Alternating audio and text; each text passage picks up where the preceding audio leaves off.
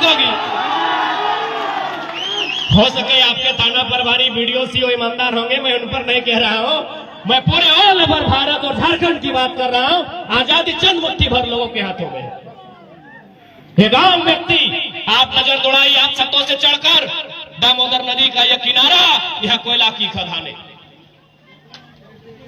आज भारत देश के लोग कहते हैं, भारत के जो सदन पर बैठे लोग कहते हैं, तो आज भारतवर्ष तभी आजाद माना जाएगा जब एक आम व्यक्ति आजादी का अनुभव करेगा।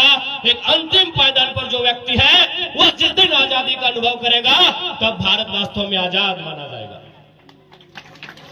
आज नौजवान कहते हैं कि हमने आजादी को नहीं देखा है, हमने अलग झारखंड राज्य को नहीं देखा है, लेकिन आज भी आपके सामने समय है आजाद बनने का, अशफाक उल्लाह खान बनने का, बोस बनने का, चंद्रशेखर आजाद बनने का। उन्होंने गोरों से लड़ाई लड़ी थी। तुम ब्लॉक ऑफिस में जाओ और चोरों को उठा के पटकने का काम करो, तुम भी उसी श्रेणी में आओगे।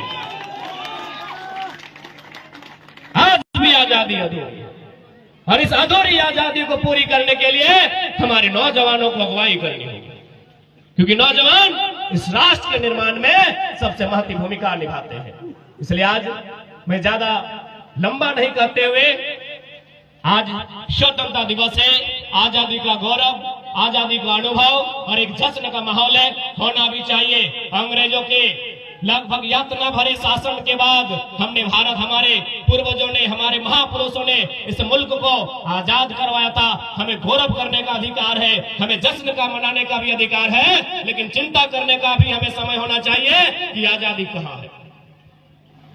आज भारत के जो सर्वोच्च नेशनल मीडिया है, अगर उनकी माने तो भारत देश में एक महारानी रहती है, वो 3 लाख की साड़ी बांधती है, 1.5 लाख की चाय पीती है, तो नेशनल मीडिया को लगता है कि भारत तो काफी तरक्कीशील देश है, भारत तो काफी डेवलपमेंट कंट्री है। यहाँ की एक रानी 3 लाख का चाय पीती है, 2.5 लाख का साड़ी पहनती है, तो भारत तो काफी उन्नति, एक विकसित राष्ट्र के रूप में है। तो मैं बाकायदा आज स्वतंत्रता दिवस की बेला के अवसर पर लोकतंत्र के चौथे स्तंभ के माध्यम से जनता जनार्दन की उपस्थिति में पूरे देश को संदेश दूंगा कि आजादी का अगर पैमाना और उन्नति का पैमाना अगर रानी की 3 लाख की साड़ी से तय करते हैं, तो मैं कहूंगा बंद कीजिए। अगर उन्नति नापनी है तो गांव के सबसे गरीब व्यक्ति, गंगा की पत्नी गंगा की गठरी में जो पैसा है उससे राष्ट्र की उन्नति को नापा जाए। अडानी मैडम और अंबानी मैडम की 3 लाख की साड़ी से राष्ट्र की उन्नति नहीं नापा जाए। गांव में सबसे गरीब व्यक्ति होता है, उसकी अर्धांगिनी की गठरी में, हम लोग गठरी समझते हैं ना, उस गठरी में जो पैसा है, उस पैसे से वो बाजार की जरूरतमंद चीजों को खरीद पाती है कि नहीं, उससे आजादी का और उससे उन्नति का अनुभव किया जाए, तब भारत वास्तव में आजाद कहलाएगा, तब भारत वास्तव में श्रेष्ठ कहलाएगा। इसलिए आज इस युवा पीढ़ी का कर्तव्य बनता है, आज आप नौजवान हैं, आप जिस उम्मीद के साथ, जिस जुनून के साथ आपने फुटबॉल में प्रदर्शन किया है, इसी उम्मीद के साथ, इसी जुनून के साथ जीवन का जो भी मोड़ आएगा वहां आपको प्रदर्शन करना है और अपने राष्ट्र के निर्माण के लिए, अपने राज्य की भलाई के लिए और अपने बेहतरी के लिए आपको संकल्प होकर आगे बढ़ना होगा। चूंकि बात फुटबॉल के मैदान की है, आज बहुत सारे लोग हो सके खेल को लेकर नकारात्मक टिप्पणियां करते होंगे, तो उन लोगों से कहिएगा कि आप भारत के महान संत विवेकानंद से महान नहीं है। भारत के महान संत हुआ करते थे स्वामी विवेकानंद। उन्होंने एक लाइन कहा था, क्योंकि जब विवेकानंद का टाइम था तो भारत देश अंग्रेजों का गुलाम था, तो उन्होंने एक लाइन कहा था विवेकानंद ने कि भारत के युवाओं तुम्हें फुटबॉल खेलना चाहिए। क्यों कहा था ऐसा? अभी इतने फुटबॉल खिलाड़ी आप सामने बैठे हैं, फुटबॉल इसलिए खेलने का कहा था विवेकानंद ने क्योंकि भारत देश में जात पात, भारत देश में मजहब, भारत देश में धर्म, फुटबॉल खेलना चाहिए। अब कहेंगे कैसे? आप कभी भी फुटबॉल, चूंकि हो सके अभी 15 को जर्सी पहनते हैं, लेकिन याद कीजिए हमारे पास 9 ही को जर्सी है। उतर गए 9 खिलाड़ी मैदान में, 11 खिलाड़ी मैदान में उतर गए, 12वां खिलाड़ी जब हम चेंज करते हैं तो क्या करते हैं? वो सेंडो गंजी में तो नहीं आता है, यानी जो खिलाड़ी चेंज होता है वो अपनी जर्सी उसे उतार कर देता है ना। आप देखिएगा उस जर्सी में कितना बदबू देता है, आप लोग थोड़ा सेंड मार के देख लीजिए। उस जर्सी में कितना बदबू देता है इसको अनुभव कीजिए।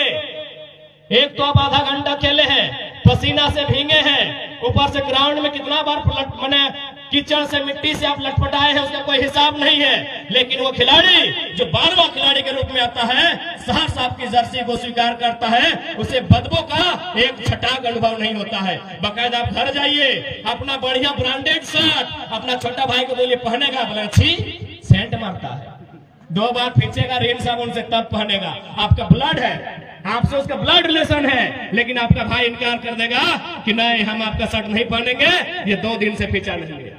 लेकिन जब खेल के मैदान में आते हैं, वही खिलाड़ी आपका बदबू देने वाला टी शर्ट उतरता है और मैदान में जाता है, यानी वहां भेदभाव नहीं होता है। यही बात विवेकानंद ने कहा था कि खेल के मैदान में भेदभाव नहीं होता है, वहां जुड़ने का मौका मिलेगा। बाकी आप कहीं चले जाए, आपकी जाति अलग है, आपका धर्म अलग है, आपका मजहब अलग है, आपकी भाषा अलग है। एक बात बताइए, खेल के मैदान में आपको जरा भी लगा कभी कि हम एक दूसरे से अलग है, थोड़ा सा भी?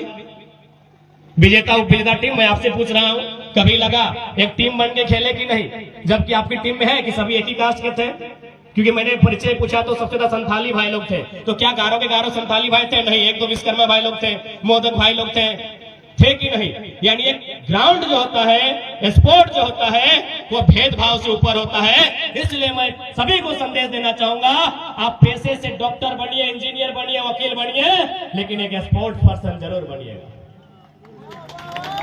आप चले जाएं, क्योंकि आप कोल फील्ड में रहते हैं, आप शहरों में रहते हैं, बहुत सारे अधिकारी आपके आसपास रहते होंगे, ऑफिसर कॉलोनी आप देखे होंगे, ऑफिसर बड़े बड़े अधिकारी आप देखे होंगे, सुबह उठ के वॉलीबॉल खेलते हैं, सुबह उठ के दौड़ते हैं। 60 साल की उम्र पार हो चुकी है, क्यों पता है?